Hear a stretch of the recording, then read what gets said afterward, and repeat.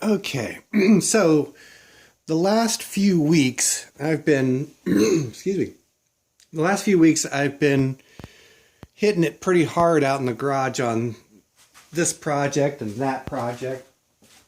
Right up until about, oh gosh, 2 days ago, after things kind of fell apart for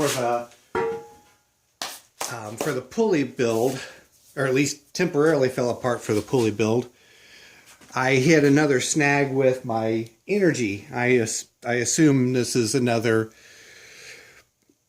prolonged thing from the COVID garbage, but I figured since I'm kind of slowed down for a couple days, I would catch you guys up on the projects I've been making some progress on. So the first one I want to show you is kind of a funny thing with the Cochrane Bly. So I just got in a pair of belts that fit well enough to make this run. So I was giving it a test drive earlier today. I had just barely enough energy to come out and throw the belts on and try it out.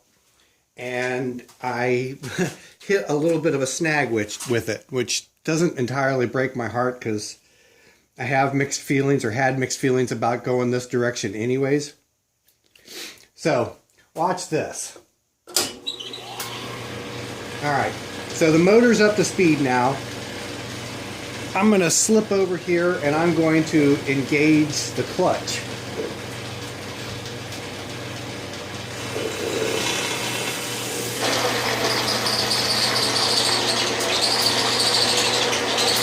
Now here comes the funny part. I'm going to disengage the clutch.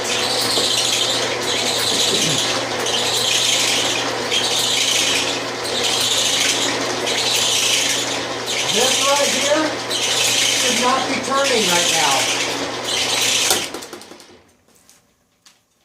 I'm assuming that the centrifugal force from having the high RPM on the clutch housing is keeping the clutch shoes engaged.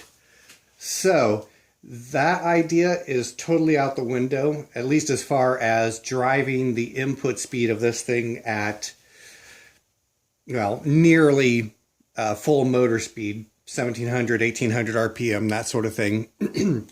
So, like I said, it doesn't really break my heart because I have concerns about putting that kind of speed into this machine when it was designed to have, I think, 500 or 600 RPM on the input shaft in the first place. So, kind of back to square one as far as getting high speed to the quill of this thing. I've off and on, take a look at the pictures of the gearbox, the gearbox that goes up here, and I try to picture in my head the mechanical contrivance that they have in there to increase the speed and decrease the speed. It's a much taller gearbox, different shape, etc., etc. So the bottom line is, one way or another, I'm going to have to either recreate that gearbox eventually, or just rig something up externally like I've seen one other of the first generation Cochrane Blys do to get the higher speed spindle. So anyways, that's just a little bit of an update on that. Otherwise, I've been kind of tinkering with welding projects. I'm going to turn you guys a little bit here. One of the welding projects, this is going to be kind of a long-term, slow-going thing. So I've got this Wisconsin two-cylinder engine, which actually you can kind of see down here underneath the vise, under the workbench. I wasn't planning on doing anything with the Wisconsin until later in the winter, but again, out at Century, I just happened to notice that somebody had discarded another THD Wisconsin, and it had some good sheet metal on it and some other odds and ends. So I went ahead and I pretty much grabbed anything and everything that I could think of that I could use off of that engine to possibly help me get this one going again. But one of the issues that I have with this, and it looks like it's not terribly uncommon, is a specific point around the starter ring on the flywheel. It winds up grinding the crap off of the teeth, grinding the crap out of the teeth. Now bring you in close for a minute.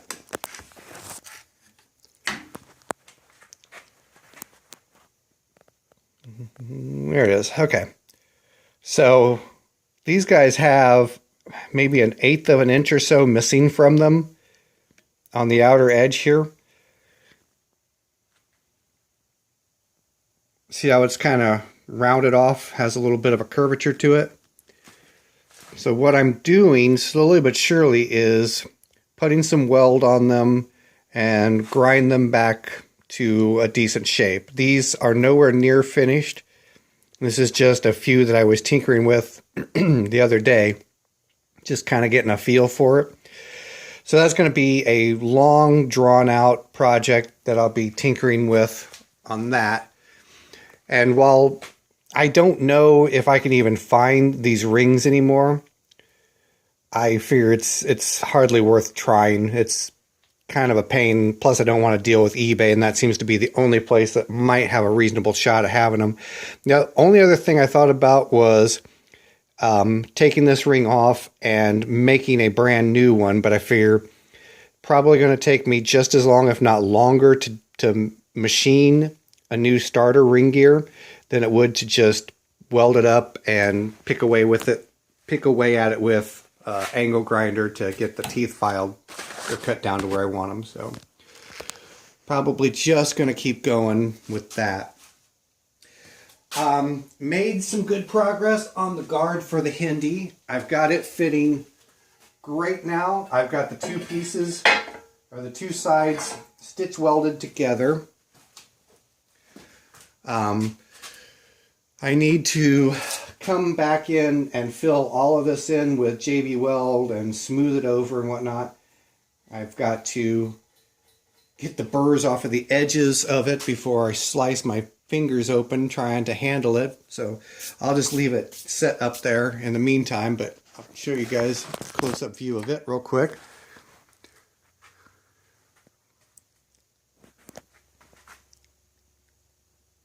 I guess the curvature on the backside shows up a little bit, plus the little spot where I didn't get it hammered out quite far enough. But I think it's going to look pretty darn good when I get it all finished. Just a matter of deciding what I want to do for the color, but just needs a hole, and a hole. Some JB Weld and either JB Weld or Bondo on that flat spot there to make it comply with the rest of the curvature. So that's another welding project that's going well for me. And on top of that, I've been getting somewhere with the Atlas belt guards. So it's going to be a lot of weld it, grind it, weld it, grind it, hammer it, weld it, grind it, hammer it, weld it, etc., until I get the shape on those that I want. And I figure what I'm probably going to wind up doing is milling the grooves, the slots in these things that they're supposed to have, but leaving the raised sections flat because of the amount of time it would take to produce a reasonably decent looking raised area. So I'm just gonna cheat, cut the grooves in, get these corners looking halfway decent, and get them mounted and call it a day. But try and find a good spot on here to show you. I'm slowly starting to turn this into, I'm slowly starting to get a radius hammered across here, which is kind of tricky because I've been welding the seam together. So it doesn't always work out perfectly, but trial and error, plenty of hours later, and I'll get it looking almost like, you know, an original piece minus the raised areas that it won't have there, hopefully. Let's see here. What else was there? The generator. Swing you guys around this way.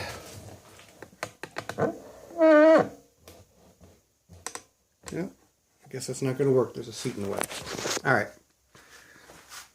So I finally got the generator mounted. I've got the mount painted.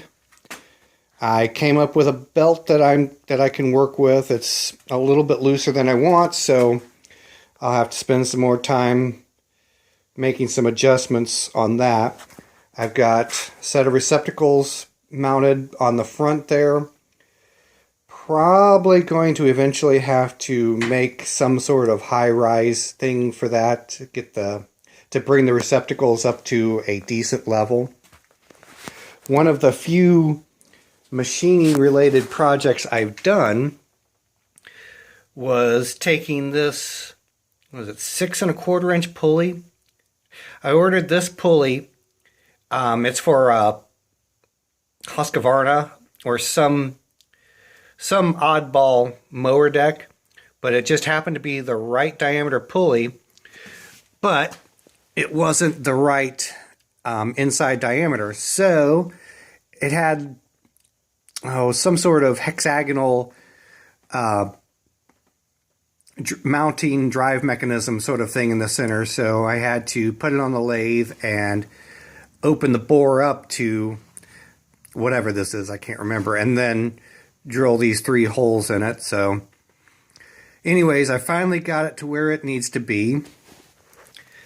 Got the belt on it, and so that's going in the right direction.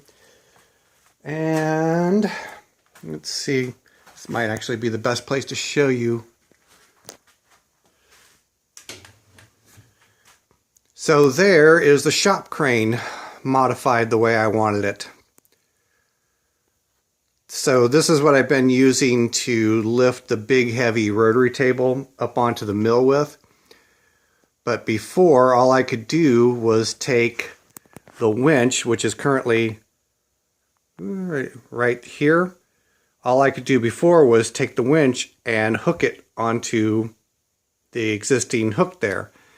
And that really kind of didn't give me the height that I needed to do a very good lifting job. So this is what I wanted it to be all along. I just didn't want to do any welding in the middle of summer, so now I've got it situated the way I want it. And the best thing of all is I can also take the end of this cable and I can bring it up here, hook it, and I can increase my load capacity, which is one partial issue I was having. So got me a little pulley wheel. I don't know what you'd call it exactly.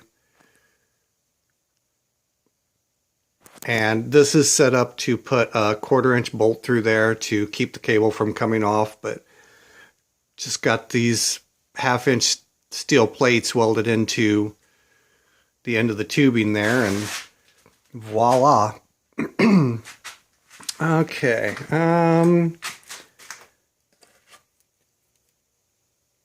I think that is just about it. So, unfortunately, I don't have anything really fun and exciting to show you guys, so I'll leave you with that, and hopefully I'll be a little more energetic in the next few days and have something actually interesting to show you. So until then.